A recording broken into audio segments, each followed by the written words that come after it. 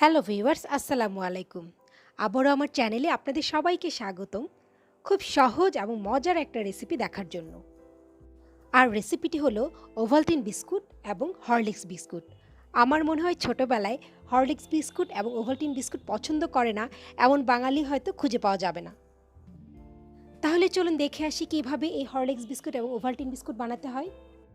এই বিস্কুট বানানোর জন্য এখানে আমি নিয়েছি 100 গ্রাম বাটার আর নিয়েছি 1/4 কাপ এবং 1 টেবিল চামচ আইসিং সুগার মানে পাউডার সুগার। এখন আমি বিটার দিয়ে খুব ভালোভাবে বিট করব যতক্ষণ পর্যন্ত চিনি এবং বাটার খুব ভালোভাবে মিশে না যায়।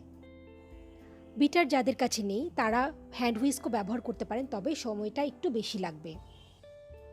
এখন আমি এর সাথে দিচ্ছি 1 কাপ পরিমাণ ময়দা। এখন আমি খুব ভালোভাবে চালনি দিয়ে চেলে নেব। এখানে আমি কোনো রকমের বেকিং পাউডার বা লবণ ব্যবহার করিনি, কারণ বাটারটা যেহেতু সল্টেড তাই আলাদা করে লবণ দেওয়ার কোনো প্রয়োজন নেই। যদি মনে করেন যে লবণ একটু দেবেন তাহলে সেক্ষেত্রে আপনারা ইউজ করতে পারেন। এখন আমি খুব ভালোভাবে মেখে একটা খামির তৈরি করব। যতক্ষণ পর্যন্ত খামিরটা না হয় এভাবে আমি মাখাতে থাকব। খামির আমার রেডি হয়ে গিয়েছে। এখন আমি দুইটা ভাগ করব, কারণ একটা ভাগ আমি করব হরলিক্স বিস্কুট আর একটা করব আমি ওভালটিন বিস্কুট। এখন আমি একটা ভাগের সাথে এভাবে 1 টেবিল চামচ হরলিক্স ব্যবহার করব।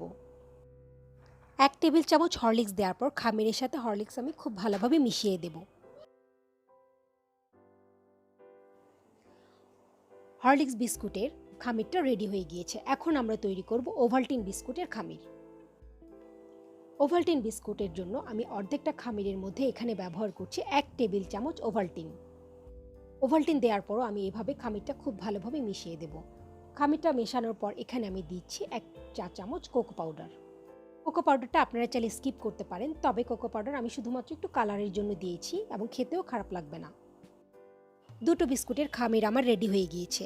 এখন আমি প্লাস্টিক র্যাপার দিয়ে র্যাপ করে ফ্রিজে রেখে দেবো ঠিক 15 মিনিটের জন্য। ডিপ ফ্রিজে রাখতে যাবেন না, নর্মাল ফ্রিজেই রাখবেন। আমি রেফ্রিজারেটরে রেখেছি। চলে আসলাম 15 মিনিট পর। 15 মিনিট পর আমি একটা কাগজের মধ্যে এই ডোটা দিয়ে তারপর একটা বেলুনি দিয়ে বেলে নেব। আপনারা যদি কাগজ ছাড়া বেলতে যান তাহলে কিন্তু বেলা খুব ভালো হবে না। বেলুনি দিয়ে বেলার পরে আমি কুকি কাটার দিয়ে কেটে নেব। আর আমি যে কুকিটা যে প্যানে করব, একটা পিৎজা প্যান নিয়েছি, আপনারা চাইলে ওভেন ট্রেও ব্যবহার করতে পারেন। কুকি কাটার দিয়ে কাটলে বিস্কুটের শেপটা ভালো আসে। আপনারা চাইলে যে কোনো কাটারও ব্যবহার করতে পারেন। যারা যারা আমার মতো হরলিক্স এবং ওভালটিন বিস্কুট ছোটবেলায় পছন্দ করতেন, আমার বিশ্বাস আমার এই রেসিপিটা আপনাদের অনেক ভালো লাগবে। আর আমার এই রেসিপিটা যদি আপনারা পারফেক্টভাবে ফলো করেন, আমার বিশ্বাস আপনাদেরটা অনেক ভালো হবে। এখন আমি ওভালটিন বিস্কুটটা তৈরি করব। ওভালটিন বিস্কুট এইভাবে আমি একটা স্টার কাটার দিয়ে কাটবো। আপনারা চাইলে অন্য কোনো কাটারও ব্যবহার করতে পারেন।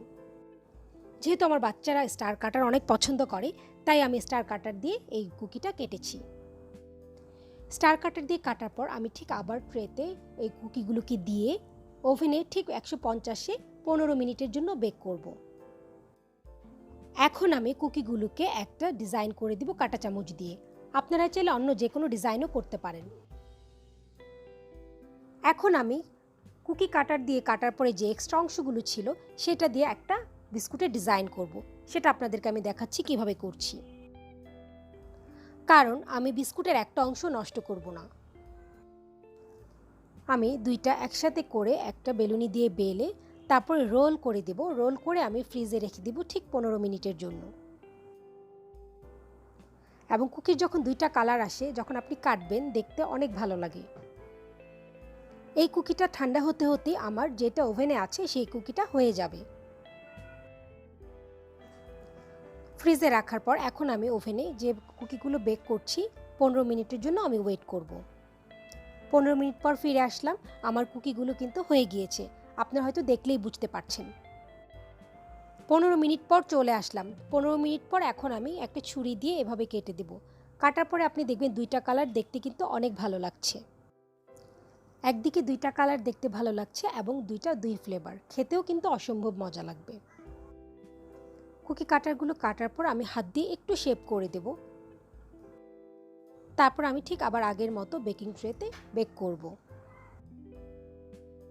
বেকিং ট্রেতে দেওয়ার পর আমি ঠিক আবার আগের মতো 15 মিনিটের জন্য ওভেনে বেক করব 150 ডিগ্রিতে।